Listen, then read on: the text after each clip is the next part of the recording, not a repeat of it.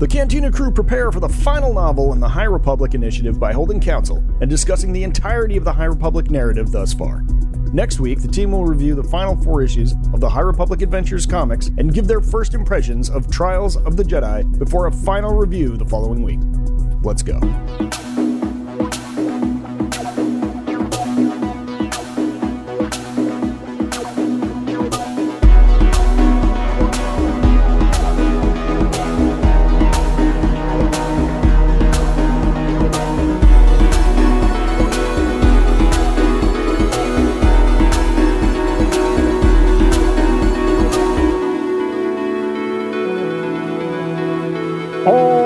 Welcome to another week of Cantina Chronicles.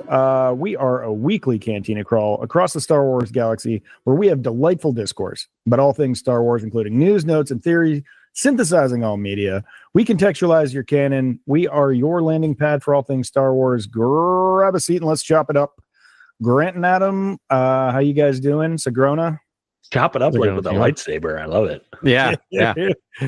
Just like chop it up. That's kind of what we're doing here. We're having it's a little fast, it's a little loose. Your opening spiel is far better than the old thing we used to do. Which I love this. I regret doing, but I would do it in my car to myself all the time before the night of.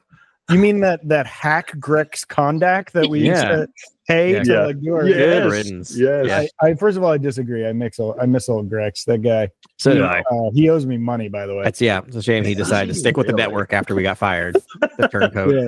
Well, he got it after Andor season 2 and saw how they treated the news in that show, and he was like, you know what, maybe my place isn't in journalism these days. Yeah, or like how they treat the news. Run his own blog, I heard right now. Yeah, I know. And it's all on the High Republic Sabacc player, which actually ties in perfectly to our episode today. Yeah. So there's 2 things that happened. Well, one thing, I guess there was a StarWars.com. Who knew it? Like, this is the source, right? Yeah, actually, it does news. We should probably use them as a source more often. Yeah. Well, about it. I do tend to read everything that goes up there. It's a lot of. I mean, it's a lot of propaganda.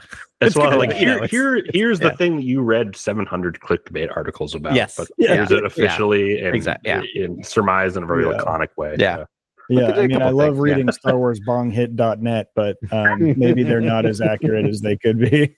So the StarWars.com did a roundtable with all the High Republic authors except for Daniel Jose Older, who is indisposed. And out on the streets in he's out on the streets of Los Angeles right now. I'm guaranteeing you that's where he was back then. Is that where he was? Oh yeah, he's extremely active politically. So I'm guessing he was literally like, no, I'm at a million protests right now. I'm sorry, I can't come to this roundtable. Yeah, fighting the good fight. Yeah. Right. We love him. We love him, and we love his work. I think Daniel he has friends praised as being for sure one of the best Star Wars writers of the new initiative. Yeah, fantastic. So they did a little sort of look back at the High Republic and what they thought, and it was actually there were some good little nuggets in there. It was kind of fast and loose and speed roundy, and they talked about their favorite characters and kind of the way it went as to opposed to how they thought it might go. Can we do our own roundtable quickly before we get into the pulling quotes? Yeah, I love this. All right, where are we on our heat chart of High Republic? Like, how do we feel at the end of all of this? We haven't read Trials yet. We should probably let the audience know we have not read the final novel yet, and we're going to cover that when it comes out officially. We didn't get pre-release copies. Where are you guys at on the High Republic as a whole? Mixed to good. Mixed to fine. Here's the thing. I'll say my thing real quick is that like I love the idea. Like I love this idea of a giant story, and I do enjoy the main thrust of the story. I feel like, and it's weird for me to say this because I don't want to be like, don't do this again. Is that sometimes when you have this many threads going at once, like we said it last week, I don't know how anyone can follow this if you don't have a Star Wars weekly Star Wars podcast that you host. So true. Yeah. And that might just be more of an issue of the format and less of how they're doing it. But I'm looking forward to like honestly going back and rereading like one specific run through it because it's so hard. I feel like every time I have to remind myself what's going on now. Yeah. Adam, I'm there with you in that regard. In fact, this article begins with a rundown of all the different like media that came out of this run.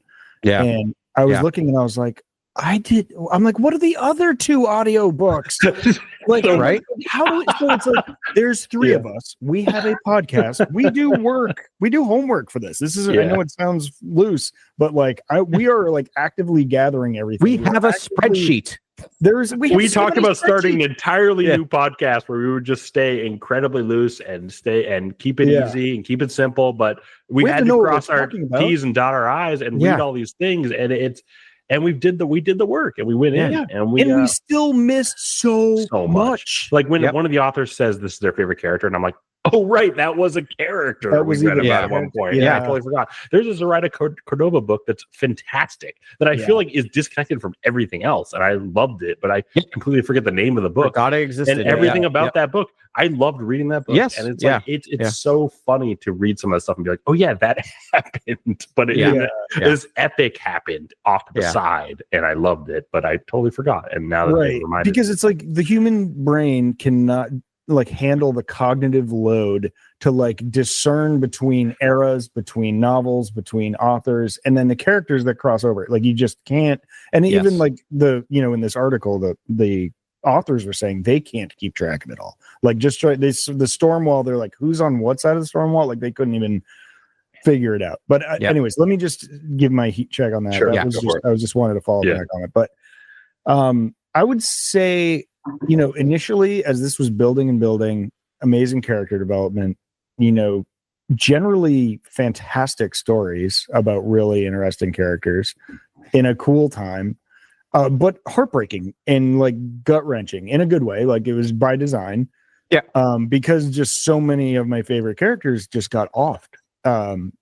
I want to key into what you said about gut wrenching by design. Next. No. I want you to keep going, but gut wrenching by design. I just want to hold on to that because that's very interesting to me. Yeah, keep going. I think that was really where they wanted you to feel this, right? So there was a lot of death and a lot of destruction, and at the end of phase 1. All our heroes' backs are against the wall. Like, they're in shambles on a crashed planet, after a crash on a planet from a whole, space station. And like, I was just like just gutted by it, where I'm like almost a little like PTSD on reading the High Republic. Cause I'm like, who's going to die today? Like, right. Yeah. But now at the end of phase 3, it's pulling back and, everyone's coming back together. They're healing, they're learning. Yeah. We've got the Nihil on the run, and the Drengir are placated, and all that stuff's happening, and somewhat allies at this point. So now I'm sort of at this place where I'm looking back at the high water mark, and I'm going, is this it? It's so fun. Yeah, that's so interesting. Which was cool, but like I kind of am waiting for another really intriguing spike, some twist, some turn, something I didn't expect to happen, and I don't think it's going to happen, and that's fine. It still was a lovely series and an enjoyable ride and really good Star Wars content, and I think they achieved every goal they were trying to do. But that's kind of where I'm right there with you guys, honestly. And I really want to talk about how maybe they could have simplified everything, but first off, I do want to just admire and acknowledge the bulk of beautiful prose in exploring different planets and exploring different Jedi and exploring the internal thoughts of different Jedi and other characters who are not Jedi, who are basically navigators and and tech enthusiasts and inventors and wonderful side characters. All that stuff is so brilliant and brilliantly written. Like it should really be. I want to know who put this team together, because it's like Michael Siglin. It was Siglin. It was Siglin. And then I also want to say, like, when you said you felt a lot of heartbreak by design, I imagine you're talking about Stellan Gios and how Michael Siglin was like, we knew Stellan Gios was going to die. This was our end. We knew he was going to die. They thought he was going to die in phase 3. They pushed it. They pushed it up earlier, and they had him die in phase 2 or phase 1 at the end of phase 1. Yeah. And I felt nothing on that death, which is very interesting. Okay. Yeah, I think they should have kept the phase 3. I think that would have been a bigger hit. No, it was more. What's her name? Elzar Mann's friend, the Wayseeker, with the double-bladed lightsaber. Yep. Orla Jareni. Orla Jareni. Yeah, that one. I don't know. Again, we've read so many books at this point. I have no idea. Yeah, Kevmo. I forgot these people existed. So I think it's like, I remember feeling that. Yeah, Loden Greatstorm. Yeah, Lone Great Storm. Yep. Loden, Yep. That one hurt. That was good though. I like that one. Loden and Skier, there was some built up emotion there, but I had almost nothing for Stellan. But I think it was very smart to have Charles Soule front cell and end cap this series of this initiative. Yes, because I actually felt a lot in Light of the Jedi with Avar Chris connecting to all the Jedi. That was actually in the prose there and how that's written. I actually felt something in that book, and I think him ending this initiative is a really, really good idea. Just given that, he's able to generate a lot of emotion in characters I barely understand and barely know. Yeah, and it's mainly through prose, and it's mainly through his talk to the his explanation of the Force and how they're connected. And Light and Life almost probably spawned out of his prose, I imagine, in the first book. Okay, probably, so that saying that everyone leans on is literally from that first book. The last book will probably iterate on that. It'll be a great read. I have no doubt it'll be an amazing read. Here's my thought. I'm putting this all together that we're saying, and we'll come back to other stuff, is that the murderer's row of authors they put together. I cannot point to a weak link. I'm happy with all their works, right? And I feel like this is an example of the whole is lesser than the parts, meaning, and that's kind of a reverse phrase that we often hear, meaning that I pretty much loved every single book and every single comic we got, but I don't know if it formed together into this large thing that I'm I love this large thing, right? I enjoyed every book when I was reading it. I thought they were really great character development, great prose, great storytelling. And then I just am I don't know. It just feels super ragged, kind of put together in a way. Yeah. Okay, that's interesting. I mean, I think we're going to look back on it positively, and the fact that we're already read these, and I do want to please do this again. Novels. Don't stop being this. I think all three of us bought a lot of the physical editions of. Definitely the main. Got a lot of money out of me. Yeah. In a good way. Oh my god, comics. I order those every physical week. Audio. No, and everything. It's great. The Porter Engle, standalone series in the comics was one of my favorite thing of all the High Republic, the Barish Sylvan Porter Engle story. I adore that tale and those two characters specifically from this era. Those are my I'll take those characters with me forever. And Avar Chris and Elzar and Stellan and that love triangle. You love Avar Chris. I know you do. I think Avar Chris is phenomenal. I think Light of the Jedi, literally, that's the imprint of Light of the Jedi. I think Charles Soule's Light of the Jedi book is so good that imprint on me. And then Avar's kind of been floundering since that book, which has been upsetting to me. She's been in the back. She's been in the back. It's been very upsetting to me as a reader. Yeah, it's been tough. You're front sold on her, and then she kind of disappeared a little bit. Yeah, and then she might be an end cat. She might be a pivotal. I'm guessing. What? Yeah. What are we doing? There should have been a huge act 2 for her, a dark Night of the Soul for her or something. Speaking of Act 2, there was obviously Stellan dies, but there's stuff there. It's just more of where's she? I want to be with her, not just behind the storm wall, not just behind the storm wall doing infiltrations and helping villagers and stuff like that. I want something a little bit more meaty. What are your thoughts on the on phase 2 of doing the time jump back? I think it should have just been chronological, honestly. I think if it was chronological and you didn't know what was going on with this Path of the Open Hand as an opener, I love it. Last of Us Season 2, I don't know if you guys watched that. I almost love when I don't know what's going on and it's in media res and throwing me into something that I have no idea what's happening.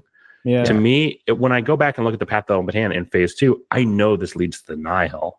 After reading phase 1, so the allure and the mystique is gone. It's utterly evaporated. And Last of Us Season 2, I would argue, does a little bit of that too, because when you play the game, you're kind of completely don't know what's happening at all, and then you're playing a completely different character, and it's just, I think that's what's so fascinating about that second game. And then I don't want to break a Last of Us podcast, but it's almost I see this trend and I don't know if it helps. And so, Yeah. I mean, that's a really good point, man. It was not a surprise. And then, so it's well, what do we get out of phase 2? We got an origin story for the levelers. Yeah. We've got the origins of the Nihil go all the way back to the Sith and to Force users and the hypocrisy of anti-Force users. Yeah, you're talking about the Evereni. Let's not drop. I'm talking about the mother. Who was but the whole Evereni culture was kind of wrapped up into the levelers, the nameless, the Sith, all that stuff. That's another thing, and it's there used to be this. I don't even know who the comedian is, but he was hating on the prequels, and which I don't do. I love the prequels.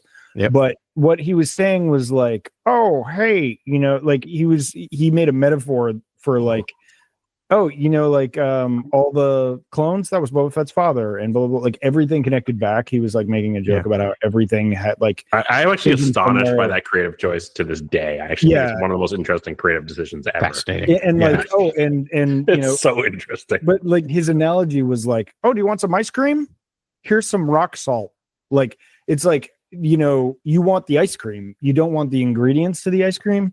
Yeah. And like I kind of feel it's like I really don't care that much about the Evereni. You could have weaved you could have told their whole story in a couple of lines mixed into a couple of books later on.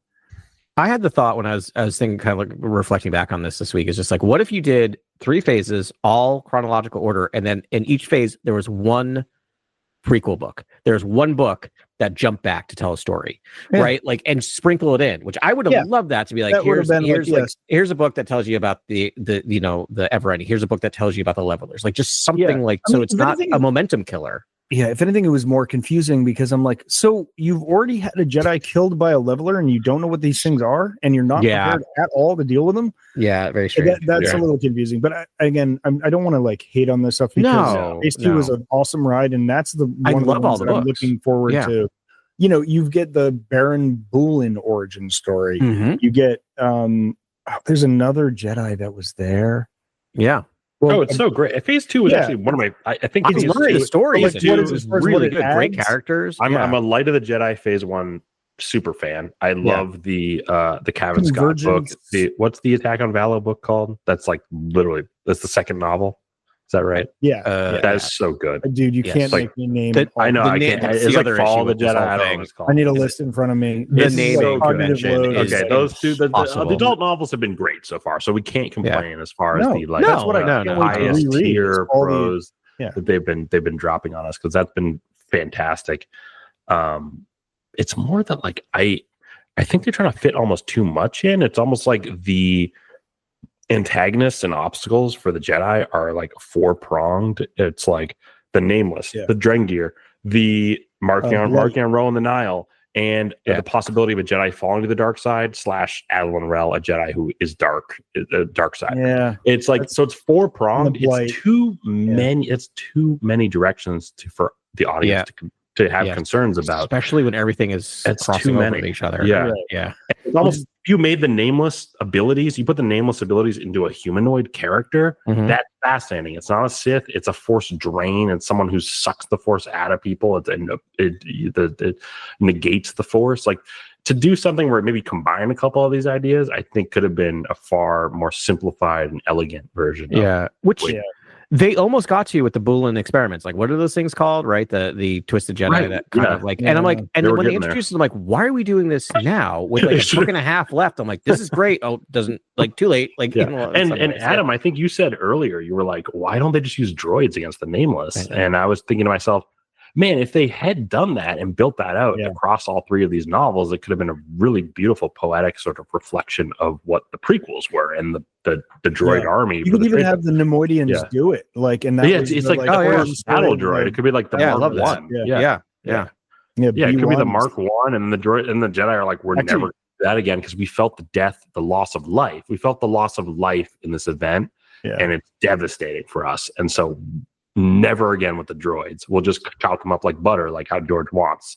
You know what I mean? Like it would fit. It would fit so nicely. And for it to be this 4-pronged antagonist is tough for us as people who are used to operatic, grand, dark wizard emperor.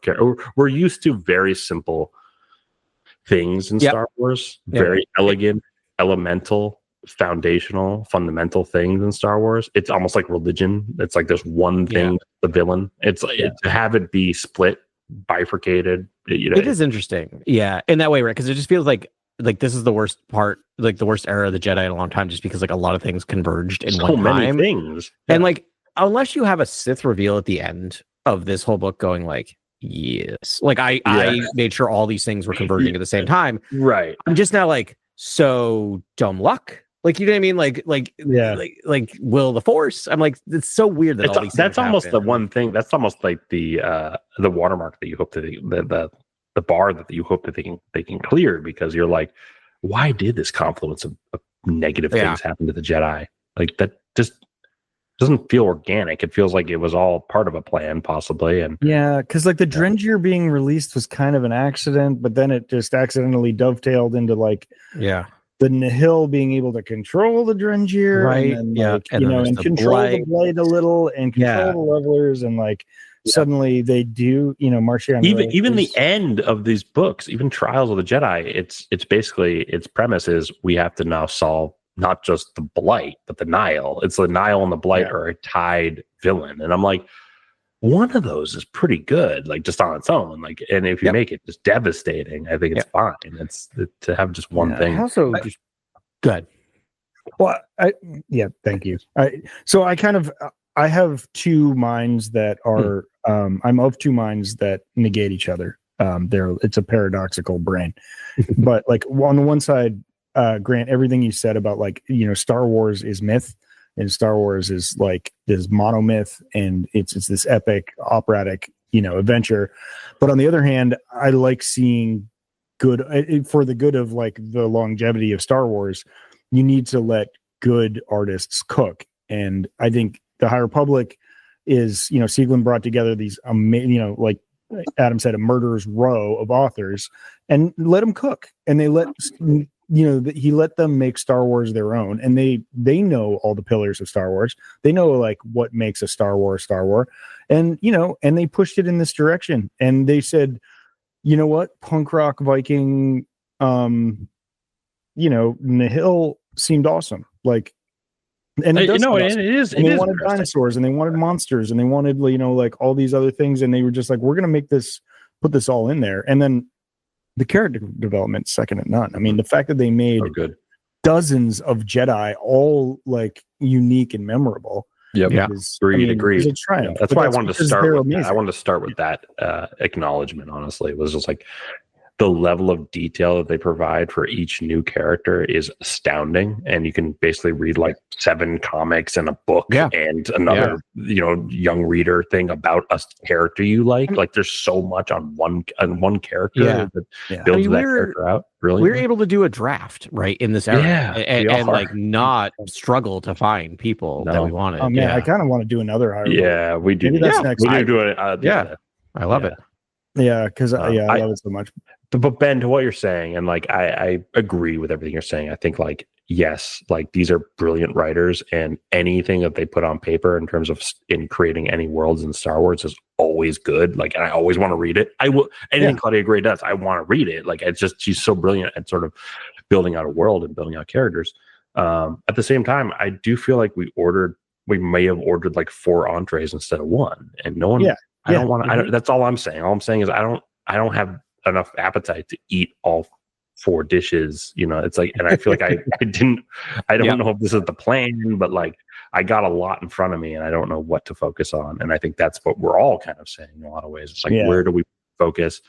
And then if Charles Soule goes back to like making this Light of the Jedi sequel after this massive burger, patty, lettuce, toppings in the middle, like I don't know how I feel about the entirety of this tale if it's just like another Light of the Jedi to end it. That's like brilliant and amazing, but like you have so much stuff in the middle of like tons of characters to explore and tons of adventures and things like that. But it feels all, and then at the same time, it's also the stakes and how it reflects on the entirety of the Star Wars story thus far. The entirety of the Star Wars story thus far is so important to me as a fan. I love George's work. I think he's a singular, human being who just willed all of this into existence, and it has this wonderful flavor and design, and it's always nuanced, that I worry that we might be stretching it out too far past what it is, which is just a simple space opera. That's what I worry about sometimes. It's a very simple space opera. See, and that's the thing. We make it more than that. That's actually, I've been fighting with you guys for years on like why I think it should be simple and elemental. And you guys are like, I like complexity. I like new voices. I like all this. I really like the earnest opera of what it was. And then it's almost as time goes on, people are like, hey, but what if I'm a Dadaist deconstructionist sort of like rip on this thing? And it's like, I don't like that. I like what it was. And I don't want to be this, I don't know, old timey fan, but it's at the same time, what you're saying. At the same time, it's like, it can be simple. It can be simple. Grant, I 100% agree with you. But in my mind, I'm like, my feeble little mind can't conceive of a way to keep doing that over and over again in perpetuity, and being a more guy, that's what's most important to me. Ben, this is exactly what I was thinking. It's like, Grant, I love that, and I agree with it wholeheartedly. It just, Star Wars would have to be a different thing then, right? Like, it couldn't be this multimedia. Because we'd also want it to repeat itself over. I think it just needs to be movies. I'm very much like, by the way, it may not be a bad thing, right? Yeah, I'm like, I would just like films. Like, I'm very much, when Bob Iger says, I think these need to go back to movies, and like, do I think that's a corporate decision? Do I think that's a data analyst decision? Do I think that's a streaming wars decision? Do I think that's a decision based on what they can do, monetarily year by year in terms of raising their box office? I do. At the same time, doesn't mean it's wrong. I think there's a conceit in there that is the theatrical experience is sort of what Star Wars is meant for. And I almost think like to do too much of it, it takes away, it subtracts it.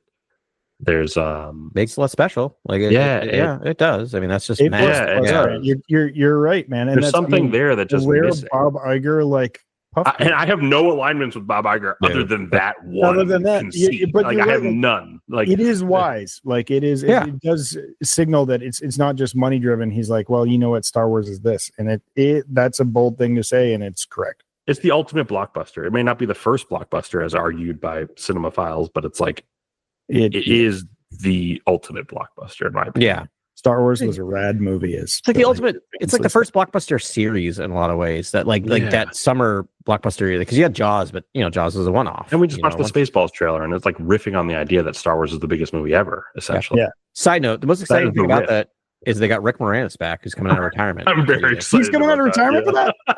He's a tough get. Rick is happy. Yeah, I mean, his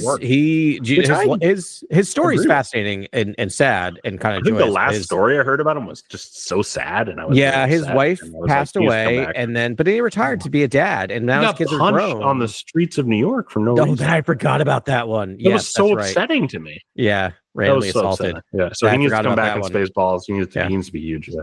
And to bring him back, that actually makes it compelling. And Mel Brooks. 99-year-old Mel Brooks is going to be in this film that's coming out in 2020. He's listed as director.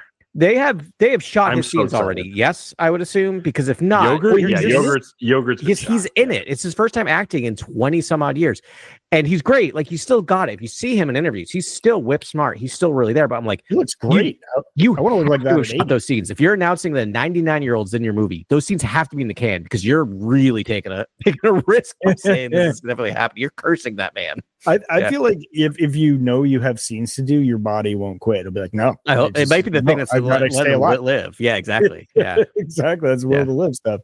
Can we double back onto this High Republic interview? Please. Because there's some let's actually pull the actual quotes out of here, because this was a fun interview. Yeah, I'm going to start at the beginning and just sort of go through a kind of random shot here. I wish I could bring it in holistically, but I can't.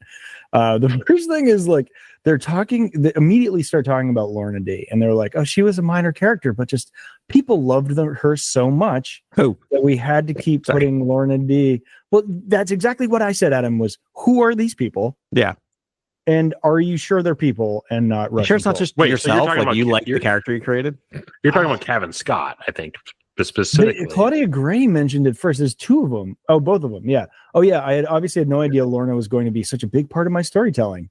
Is like that's a two ways you can take that. Lorna D was like, hey, don't mess with these characters. Go mess with a random Nile character. Was sort of what I felt about Lorna D. I really didn't feel like the character was pivotal in any way. Yeah, and he says it's absolutely because people loved her after Light of the Jedi and Rising Storm, and she sort of fell into my hands. She's been there ever since. That's Kevin Scott. So I just like that she was the one female voice of the Nihil. I was like, this is why I like this character, I guess, because she's the one character who's a feminine Nihil who I can actually like listen to and hear. Okay. Also, now I feel bad, Grant, for hating Lorna D, but you're right. It's also coming from the comics writer who visually she's the most interesting of a lot of the characters in terms of like Yeah. the way she looks with the hair tail, with the head tails. She's a and hair her on get up, Nile. and She's like yeah, that. exactly. So I wonder if that's part of it too. It's just visually, it's a great character. Yeah, sure. No, but he says it was, so the part that really stuck out to me was because she was so popular. Right. Yeah. Same. How'd you measure that? So listen, this is coming from a quote unquote artist who has made music for 30 years. None of it has been popular. And It's like popular to us, Ben. All right. Oh, you're sweethearts. Yeah. But real artists cater to their audience. And to me, it's a little like, as you know, a 90s kid, it was like the last thing you wanted to do was pander and like sell. Yeah. But it's like real artists know their audience and they play to their audience as more than themselves. And like people like me make music for themselves, and that's why no one likes it. But when you do this, so this tells me, but like the tail was wagging the dog a lot. You hear it over and over in this interview, and I just wanted to talk about that a little bit, like how responsive they were to like the popularity of characters. They were getting real feedback. This was also like integrating it. But like, Adam, you go first. But my point of this always is like, yes, 100%. Where are you getting this data from? Because if it's just from the internet, it's not from us. It's not from us. And a very specific type of fan seems to be posting a lot about the High Republic. And I don't want to like go on internet culture, but like you're getting a small percentage who have a loud voice. That an absolute rando things. Amazon review or something. I don't know what I don't reading. Like it wasn't like a podcast, who maybe. was like more alone. And it's like, who do you know who writes an Amazon review? Who do you know writes? No one. I've never met a psychopath like that. That's psychopathic behavior. Yeah. You know what is kind of funny to me though, that just occurred to me as we're talking about this? High Republic is mostly free from trolls because you have to be able to read to experience the High Republic. True. Yeah, which I love that. Like I love it. It's a love fest. It is a love fest amongst fans. Yeah. Yeah, which is great. Absolutely got him. Like we're probably the most negative that anyone's ever gone on the High Republic, and we like it. Yeah. So my 2 cents is, I almost think the initiative was working too quickly with so much multimedia that I think that was almost part of maybe what I would have if a future initiative does arise. Maybe we just don't do that. Essentially, we kind of just. We sort of like just do the adult novels first, and then the adult novels leave so much space for all that stuff, and then you trickle in the other stuff later. I think if you do the 3 adult novels, because if Trials is not great, or if we don't get the conclusion we want out of Trials, it's gonna be great. It's gonna be great. We all have like all the stock. We bought all the stock on Charles Soule. I think all 3 of us own all the stock. I'm betting the over. We have all of it. Charles Soule has never let me down. No, he's never let us down. No. He's captured the voice of all the original characters from Star Wars and the comics. Please go read his comics because he's just nailed the voices of the characters in such a brilliant way. We know Trials is going to be good. So, that said, we know it's going to be good. But at the same time, it's almost like I almost would have like had Charles do the books with Gavin or whatever does the middle book or whatever. I don't know. Claudia does the middle book or whatever. Someone else helps with the load. Yeah. But do all 3 of those adult novels first. That, and then just like the movies, backfill. Just like everything else. Sorry to steal from you. Phil. Backfill. Yeah. You're arguing for backfill. I hate arguing for backfill because I think backfill is the coward's way. I think backfilling is the coward's way of storytelling. We don't even need to be here, Adam. He can argue with himself. No, this is amazing. Yeah. I think backfilling is the coward's way. And but you know what? It's kind of what's been the precedent. It's Star Wars. Star Wars does it. I don't know what to do other than take the coward's route if you have to. But I think, and it's not sort of this. It works if the adult novels come out and then you have a lot of landscape and real estate to fill in afterwards. I think that works.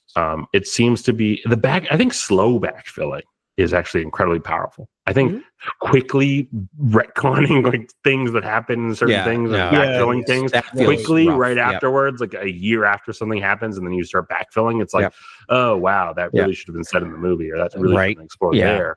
But if you kind of just trickle up these novels first, and they're big, powerful novels that really open up the landscape, and then you sort of go, oh, this comic, this one exclusive comic series is like takes place in this weird era that happened from these brilliant books from these brilliant authors. Oh my god, I have to read that. And it's like it's almost like must read. It almost becomes must read, must listen stuff. And what you're arguing for is do it like they do it in Star Wars. Because the thing is like do it like they actually release just 3 movies, and then after those 3 movies come out, they tell a lot of other stories around them. Right? Yeah. And they're very sensitive with the backfilling of the sequel. Like the sequel trilogy is being backfilled very slowly. And I think it's the model for what this should have maybe been. Which I appreciate. Because you're going to eventually get to this idea that like, oh, Snoke is kind of connected to Luke Skywalker. I know. Oh, wow, that's fascinating. Why wasn't that in the movies? But if you do it slow enough and you take enough time to separate it out, everyone's gonna be like, "Oh yeah, did you actually know this? This is." It's gonna be in 20 years. It's gonna turn into an actually. It will turn into an actually. Yeah, exactly. And so in 20 years, I'm be sitting there going, "Rise of Skywalker is the most brilliant film that's ever been made because of all the backfill." The slow backfill. So let me talk quick about like so Grant, that's kind of your thoughts of like what could have been done or what they could do. And here's my thought is like 2 things. One, and this kind of relates to what Grant or what Ben was saying about this idea of like measuring popularity. This thing did well because my whole account of it is that like they kept adding more to it, like more comic series, more this, more that. That's only because people were buying it. You wouldn't have done that if the sales weren't great. So that's good. But like ChatGPT can help you get a good grade on an essay. I mean, like you did well, but like I don't know what doing well does anymore in terms of analytics. I mean, like what about just the actual opera? Like the actual opera is being negated. It hurt it because they kept adding more and making it more like what is going on now? What's this other miniseries going on? Here's what I would have done. Keep all 3 levels of novels. Keep the 2 comics running. That's fine. Keep them less interconnected. Have those characters remain have the adult characters just in the adult books. Have the middle readers just in the middle readers. They can all be going and doing kind of similar things. But that was what killed me with this, was just trying to be like, wait, this person was here, then there, then here, then there, then over here. Then in phase 3, they can come together. What they did was much more ambitious. So it was very ambitious, and there was a huge bulk of content. It was bulky. But it was kind of nice. So like that's what this article talks about. It's sort of like one writer would write a book with a certain character that maybe they all had agreed on should exist. And then another writer would read that book and say, "Oh my gosh, I love what you did with that character. I want to use that character." And then they take that character and they're able to play with it in the sandbox. And they all shared their toys. It's awesome for them. Each character got richer for it and went in interesting ways. Yeah, it's pretty cool. I mean, the way they reflect on this is interesting, and but it was much more organic than I thought. Like I prefer my Star Wars to be pre-planned, and this is like they were super fluid, and they just they did what they wanted to do, which is great. That's the other thing to stop and say. Like, as much as we're sitting here critiquing some of the stuff, I can't think of anything ever like this ambitious of terms of a multimedia project, like project. It's wild. So I think all 3 of us are we glad it exists? Yes, 100%. Yes. And I will be happy to revisit it too. Yeah. We're very glad it exists. We're very glad to revisit. We're very glad to have all the physical media to read again in the future. That's for sure. Yeah. Ben, you got any other ones that stood out? I have one that I want to talk about. It's literally the very end though. So do you have anything else that you wanted to hit on in the middle? I know you have one at the end. There's a bunch. So they're talking about characters and how they all sort of took off in different directions and they loved it, and who were their favorite characters, which was interesting. So can I talk about one real quick? Where Michael Sigmund said I really like seeing I'm gonna pull something. The white robes in the Acolyte, and I'm thinking to myself, God, I hate to just lean into a critical lens again, but it's almost like the white robes. We almost like a promise that was made very early on in these books was sort of why they leave the white robes behind. Yeah. That's right. I forgot about that. Yeah. Is it just all the trauma of dealing with the psycho Vikings? Is that kind of why they leave the white robes behind? Because I am unclear as to why the white robes go away. And if for light and life and for life and light and whatever, however you want to remix it, like how do we then leave the white robes behind? Because light is in that saying, and light is what those white robes represent. And if light is now dimming, where's the dimming happening? When does the dimming happening? I'm waiting for the dimming, and there's been no dim. No, that's a good point. Yeah, I have to think they're saving some lore bombs for this last book, some big ones. Yeah, but is it just the overall trauma toll that they've taken with the Nihil? Like, no, I think there's some retrospective about like why did this happen, and Yeah. And No, how do we let this happen to the galaxy? And, how do we prevent this in the future? We need And to I be think more connected with the people. we need to be more less- humble.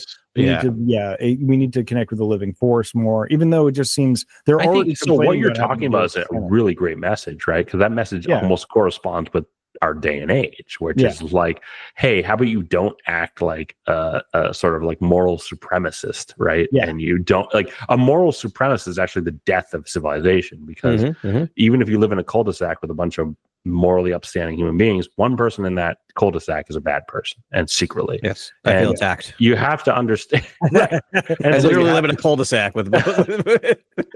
So I'm saying it's like there's no. no perfect world, and so you can't act like the world is perfect for you. And it's sort of Yeah. like if that is something they get to, that's fascinating, Ben. I don't think they're not gonna deliver that. What you just said, they're not gonna deliver that. That's my headcanon. That's my headcanon. No, I love what you're saying. Yeah. You've been talking they're about not gonna this since the deliver that, but beginning. it's and- not that tied to our day and time, but it's I mean, I don't even know. They may just ignore it, man. Though, and I know you've been on to the beginning. You're like, no, there has to be a lore reason for why the. There has to be something big. I agree What with you're you, saying. There has to be Grant. something big, like Yeah. what you're saying. Other things. So they talked about just like interacting with fans, and it was just nice to see how humbled they were by it. Like they really are just like, I don't know, like we made this thing, it's canon, but like that's not a guarantee of anything. It's until they like meet the fans that love it and tell them they love it. People that are like, yo, I never read comics before, but now I do, because like after reading these books, I was like, I want to expand the story, and I got into the thing, and that was like heartwarming for people to hear. And I mean, that was actually Charles Sewell who said that. I thought it's amazing. I mean, there are people who got into reading because of this, got into reading comics, got into reading books. Literally, someone was like, I didn't read. Yeah. And like, they're like, I stopped reading after high school, and then like, now I read again. And they're just like, that's awesome. Massive victories for them. Yeah. And then, they get into, I guess it's like these, it's so they're just sort of like reveling in all of that and seeing it. And like, like Grant said, seeing, Vernestra Rowe in the flesh, and for us too, it was great seeing the robes and having this be real, and seeing things going to Galaxy's Edge and seeing references to the High Republic. And even Sieglin asked them if they had they played Jedi Survivor, and they were like, yeah, it was so cool. Yeah, I could only imagine how cool that would have been. That that was even in Outlaws, it's popping up in Outlaws, right? Yeah. There's like random stuff you pick up that are like data connects back to that time. There's more Geode jokes, which is great. And they were just like, so they went on a bit about like Geode liking karaoke, and then Charles Vintians love karaoke. Yeah, Charles chimes into like, Vintians love rock music, and everyone drunk. That's so funny. But it's just like, oh, Geode, like, we're talking about favorite characters and stuff, and right. I don't know. I guess that was it. There was a lot of things that came up in our previous conversation that we just had, and but I think it was illustrated best with that conversation. And these are all things that they had talked about, and I just found a lot of it surprising about their methods and how fluid it was. Really enjoyed reading it. It reminded me of like looking all the way back, like years and years ago. I remember we covered when this like Project Luminous was announced, and like they had the writers' room. And how much they all seem to get along together, and like kind of this amazing, like just like seeing the whiteboard of all the ideas thrown up there. The whiteboard, dude. We had a party episode on that whiteboard. We like I feel like they fit everything on that whiteboard. Trying to read everything, and then like to see it now 4 or 5 years later. I don't know. 5 years later. I don't know how long it's been. Yeah, that like Andy destroyed all sense of time.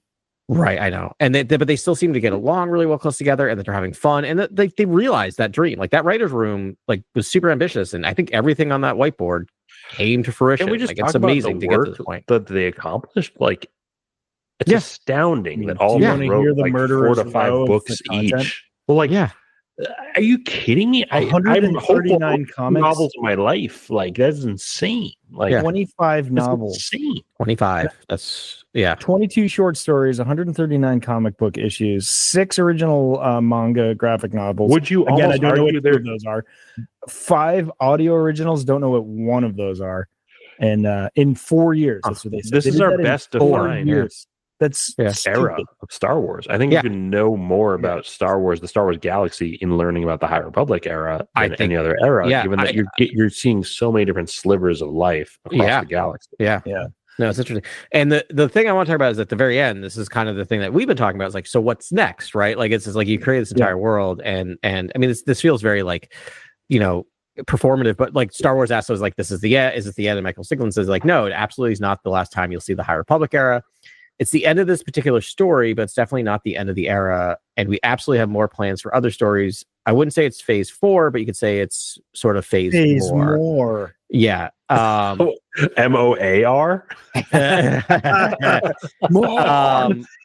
But it's definitely not the end. It's the end of the beginning. And so, like, you know, that's good here, because like I'm weirdly more interested in that now, because I'm like, now that like I love these characters and I'm so interested in, like, yeah, let's separate them out from this giant, you know, galaxy creating event and like maybe tell a more focused story on some of these characters. Yeah.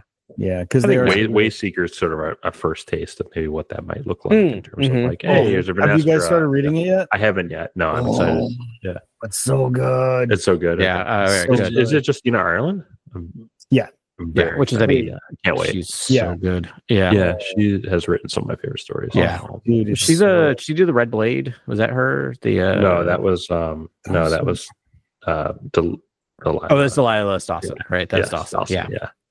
Yeah. I don't know how the names come to me, but they do. The Star Wars books are very special. They have like a whole quadrant of my sort of mind palace. Yeah. I love the term mind palace. I'm excited for this to continue. I'm excited for certain characters to continue on. I think there'll probably be some lingering answers after Trial of the Jedi, or lingering questions after Trial of the Jedi that we there's no way answered. And so I'm sure they'll tap into that. Yeah. I mean, again, like, I think my favorite story was just Bell Zettifar and Loden Greatstorm in a dusty village that hated them, and them like building back goodwill through good deeds and just selflessness. And it was like, that was my favorite story. I was like, that's amazing. And you could do that in really interesting different ways with any of these characters, because they all are so unique and they all have their own thing. Was that a comic story? Or that was one of the short stories in the tweener. It was I think it was the light. I forget what it's called. The Light of the Jedi. I don't. That was the first novel. It was that compilation that I think it was for Light and Life? Wasn't it called? Or for Light and Life? Yeah, Light and Life. That's so funny. Sign off. I had the whole. I liked the whole. My favorite thing was a comics run of Porter Engle and Barish Silva and that whole thing, and the Blade of Bardata. The Blade, I think it was called. Loved that storyline. I loved. To tell you the truth, I thought Kevin Scott's book, like the Attack on Vala or whatever that book was called, like that was a Fear of the was it? Oh, gosh, I forget what it's called.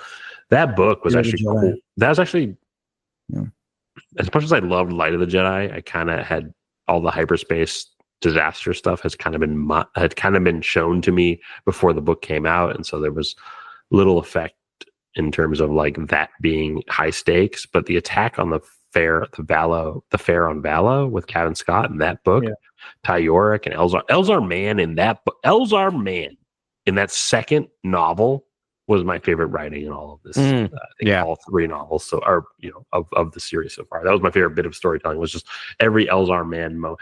I think when he's on the moon of Sheely, Ashla or whatever, it's like named after George's first ideas for what the Force should be called, right? The light side and the dark side, the Ashla and the Bogan. I think he called the moon of Sheely Ashla, and Elzar is there under the ocean meditating or something. I was like, this is my favorite moment ever, period. Like anyone meditating underwater, like I'm there.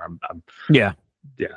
So that was my favorite moment. One of my favorite moments, which is funny because it's coming out of phase 2, which I was like so strange that phase 2 like existed, was the Axel Greylark Gil and Nadia stuff, because like I love that character. I love that he was bad, but like wanted to be better. Like they tried the redemption. And I think the reason I love it, bad boy kind of character or something. I think the reason I loved it the most is that when the second adult book ended, I'm like, because he goes to prison, he basically like surrenders himself. That's right. And I'm like, oh great, we're gonna get the story in book 3 about his redemption. And I was like, and Ben, you were like, I think it was Alive on Air. He's like, there's no third book. It was just 2 books. I'm like, what are you talking about? And so, like, a whole other chapter of Axel. Yes. Right? So I love the fact that, like, part of me, like, I really want to know the continuation of that story, but it's kind of amazing. I'm just like, no, that was his end. Like, he did the noble thing and went to jail, and then, like, he was really end. dastardly that it was really fun to read his chapters. But it was like he was like very human, like very human in terms of his like motivations. I don't know. I just like that character. It's like a non-force. He's very user, modern. super He interesting. felt extremely modern in Star Wars, which is not normal. It's like a lot of these people are like, I'm a knight who protects the light. Pampered son of a senator, like, you know, like just He felt incredibly modern. Yeah.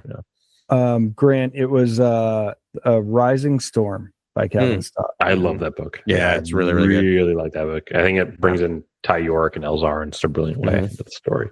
Yeah, that's what it is. Stellan something dies something, but like it's fine. Other than that, he lives through that, and it's actually an Elzar Man piece. But there you get both like saber wielding Elzar Man and Stellan Geos in that. But they're like kind of like, wow, we never really used these in battle. It's kind of like they're like Elzar felt like he can tap into the dark side pretty easily though. And it's like if I had to put money on something, it's like in Trials, something major is going to happen with Elzar. And if that major thing is either death or dark side, I think we've already seen his arc. So in that interview, I think Charles Soule said his favorite character was Elzar Man because he's like sort of like, he looks like a one-dimensional Butchin hero at the beginning and sort of everything it is, but then you realize like, no, there's like a lot of deep things and he's deeply flawed and he's actually burdened by the expectations to be that one guy that's going to come in and do everything right. And it's so funny because it's super relatable. It's like, oh, you want to be the grand master of the Jedi Order that everyone looks up to, but you're like deeply attracted to this other grand master, and it's like, what kind of role model can you be if you're just like so chained to this attraction? It's like, and I'm like, dude, that's like a thing that happens to people all the time. I feel like, and like to act like you're just beyond that is weird, and like everything the Jedi do is kind of weird. Yeah, it gets you in trouble. That's where you get in trouble. What Soule was saying was more like, after Geos died, he was like, he felt like he had to do everything himself, and he's like, I'm the hero, I need to be able to make this work. But ultimately he realized he needs people, he needs the people around. After Geos with the help of other people. Geos after Stellan died. I was like, are we bringing Geo back? The soul is when the Rock died. Sorry, my bad. No, so Stellan, yeah, and I think that's sort of it. Like, he had to like step up, and he needs to bring people in, and he can trust people. But I feel like everyone we know who is like explained. First of all, we're given his state of mind in the books by Kevin Scott, and he is deeply attracted to Avar Kriss. It's almost like debilitating. For him to then be like, oh yeah, Stellan's death, I need to rise. Like, no, he's gonna crumple. Like, he kind of does a little bit. But that's one of the things about that character is he does start to crumple, right? Because he starts to be really guilty about the actions on Starlight Beacon. Remember, he forced, like, he threatened that kid, and so he essentially caused that thing to crash. He killed the person. He did. He killed the person. He did out of anger. Out of anger. And one of the things I love is they actually did the thing which drives me nuts sometimes about like episode 3, where it's just like, hey, Anakin, if you just actually like talk to Yoda, everything would have been fine. And you know what he does? He talks to people and everything's fine in the books, because the Elder Man talks to them and admits to it. And they're all like, did you like doing that? No. Do you feel guilty about it? Yes. Would you do it again? No. And they're like, dude, you're cool. Like, you should still feel guilty about it, but like, you're fine. You're like, you're dealing with guilt. That's an okay thing to deal with. He's the ultimate confession Jedi, who's like, I did this. I love that part. Confessing about it, and it's terrible, and I feel terrible about it. And then he's like, they're given like a clean bill of moral upstandingness after they just confess about something. I was like, dude, he should be disbarred, dude. Like, he should be like, they should pay disabled. Like, he should take the saber away. No, bro. Like, send him down. No. We don't need this guy anymore. No, forgiveness is key and important, because here's the thing, because you know what would make him fall to the dark side and kill a ton of younglings is exactly what you guys are talking about. Come on. No, the important thing is that, like, yes, people make mistake. People cannot be held to this. He knows he made a mistake, right? It was awful, but like, You disbar him, you throw him out. What are you going to do? Like, what's that going to do? He thought he was doing the right thing at the time. Yeah, It's in the war and like, whatever. yeah. I can make excuses. He's just chopping apart younglings a year later. Great point. That's a great point, Adam. That's a fantastic point, because forgiveness is something I feel like we need to argue for more in our world today. Yeah, it's called restorative justice, and it's really, really important. It really is important. If only we had an expert on our panel for. No, it really is important. No, that's you're waking me up to that.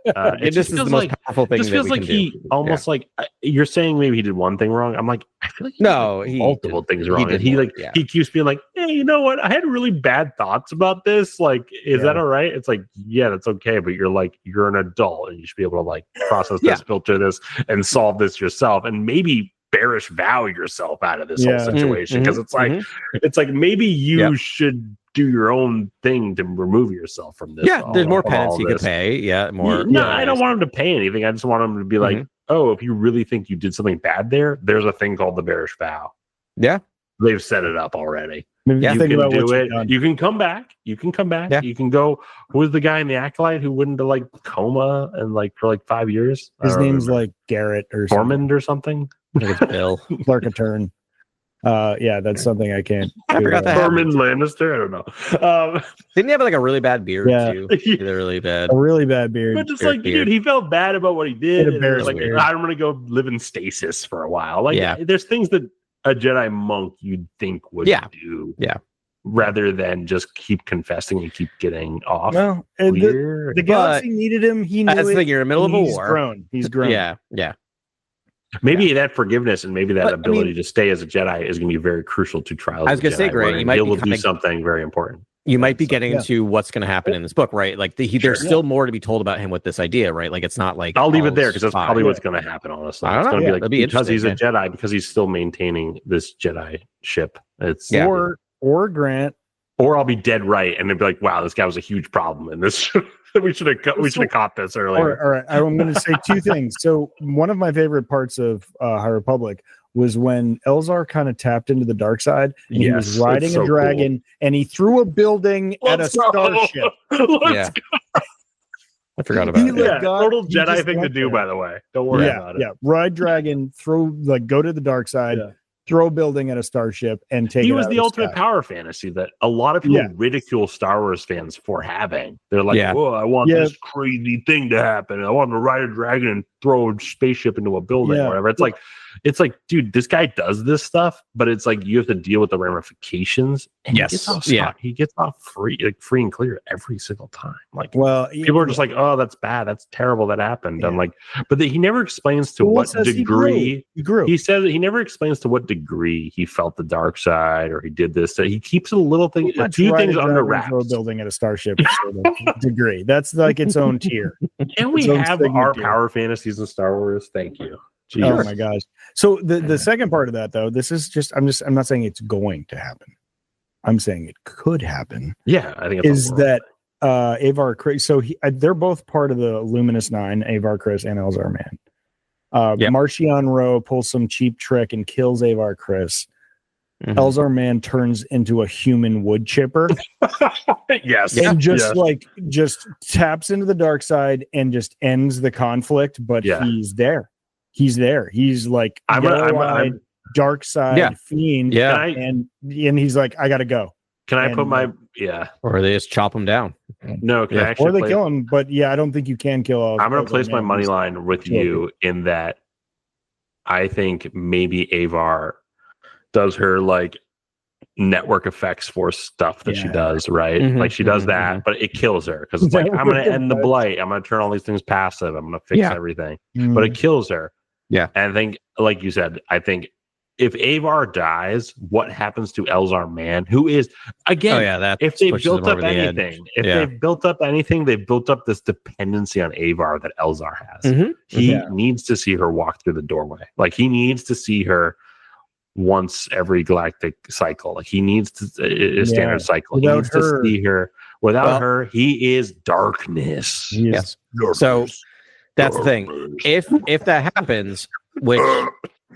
happens, it dovetails completely into the prequel trilogy, right? Because it explains why Anakin is so concerned about attachments, right? Because of the big story about attachments is, hey, we have these 3 Jedi who are all kind of like, banging each other, and this bad thing happened where like one died, one killed herself trying to save the galaxy, the other one turned into a Sith. Like everyone might just be like, yeah, attachment's bad. Like it might be why they overreacted to attachments. Is it so that would be a nice poetic connection, and I think that would be. I think you actually might be onto something there, because I think that's actually what's going to happen. With connection. If Ben and I think Avar dies, Elzar falls, like that's in that. You said what you just said. It's like I think we're all maybe this is the only way this can end, which is tough because you almost don't want to know. You almost want to be like, whoa, surprised. Yeah. But didn't Plagueis say there was one human in the line of Sith and he was like a total punk and like died after like 10 years? So this is the question I wanted to ask you guys. He was trying to bring goodness to the Sith and ultimately got Does it happen like I don't know, like Akira or something, where like Elzar just goes full powerhouse, like insane, and they have to stop it in the moment? That's what I'm thinking. Or does he leave into the shadows and sort of become a dark sider? I think you're good. You know what I mean? Okay. To me, it's like if he just goes all powerful in the moment, it's almost more fitting that they have to stop him in that moment, and then that story can carry on. And but it also is interesting too, because if you're trying to land this giant multimedia plane, like it'd be a weird ending to be like, and this guy went like total dark side and is now just out there, right? Like I feel like I love that though. I mean, I would love that too. Isn't that the like mythological opera ending? Like I know it may seem like a little obvious or something, but like that's the ending. Like that's what I want to have. That sort of gravity of this tragedy to have happen, and it's like. The Jedi were victorious, but they lost their best in various ways. Maybe Elzar even kills a Jedi trying to stop him, and then he knows what he's done. What is he saying to people, though? Like, what is he saying to people in this crisis and in this moment where he is all powerful and sort of absorbing the dark side, absorbing the light side, using everything at his whim? What is he doing? And how can he not be just subdued immediately? I mean, there's 100 Jedi. Because he's so powerful. And he is very powerful. He also just kills a ton of bad guys. So it's also a weird like moment of just like what Jedi does he do? Who does he kill? He just ended the war. Does he kill Jedi? I think Marchion Ro and a legion of Nihil. Like I think he just kills. Well, I mean, because think about how restrained they are in actually just killing force lightnings, chain lightnings, all of them, or something. I mean, find some new fun like Jedi way. Yeah. Like actually, just kill Nihil just without a remorse, without like any second thought, because we don't see that in this whole High Republic. They're so respectful of life, and it's like, all life is important. But it's like if he's just like, no, that's enough. I'm done dealing with. Get these MFing snakes off of this MFing plane. And he just kills everybody. Just crushes the starship into like a tin can, into like a cube that's like a foot by a foot, right? Like just crushes this entire thing with everyone in it. How cathartic would that feel? Yeah. And then and then you're like, oh, the fallout. Like I just feel like. And so the power fantasy of that moment sort of resolves in Yoda being very wary of attachments is almost what you're saying. Yes, you're saying is like, the fallout of that moment is why it explains Yoda's point of view. And then epilogue. It cuts to Dooku looking at a bust of Elzar Mann in the library of the Fallen, whatever, and he walks away. Dude, that's a brilliant epilogue. He was like, Elzar Mann was a stud. Elzar Mann was on. He was right. Elzar Mann was right. Some real power. Yeah. Elzar Mann was right. Free Elzar Mann. But and like maybe free Elzar t-shirts. Let's do it. All right, amazing. I think we've had a really good conversation. Yeah. This was Trials of the Jedi lead up part 1. We're going to do Trials of the Jedi lead up part 2 next week. We're going to actually cover the High Republic comics. That I think is the last little bit we're going to sweep together. And I think we're up to date. If you thought we were done covering the Battle of Eriadu, nope. Just beginning. Think again. And just a good point to make that for everyone is that, yes, Trials of the Jedi is coming out Tuesday, but we're going to give everyone a little longer to read it than just 2 days. So we'll hold off till the week after. Yeah, I can't wait to dive into that book. But the week after. So in 2 weeks, we're going to cover Trials of the Jedi, and that will be not the capstone because there will be comics and stuff that'll linger past it. But no, there's also technically the finale comic, the single one-shot finale. Yeah, right. So Yeah. I think that will be our finale in 2 weeks. And then we'll move on to probably Vader comics, which look amazing, and all this other stuff. Yeah. And we'll do a little postscript for the High Republic later. And then maybe we do what we kind of did today. Then when we finally know the final stuff, so we'll see how that changes our perception on everything we talked about. But For sure. The council shall meet. yes, We shall. it will. I loved our roundtable. I love this whole conversation. Yeah, this was fun. Yeah, I'm glad all of you listening were listening. And I can't wait to talk to you about more Star Wars next week on this show that's known as Cantina Chronicles. Sagrona Tima.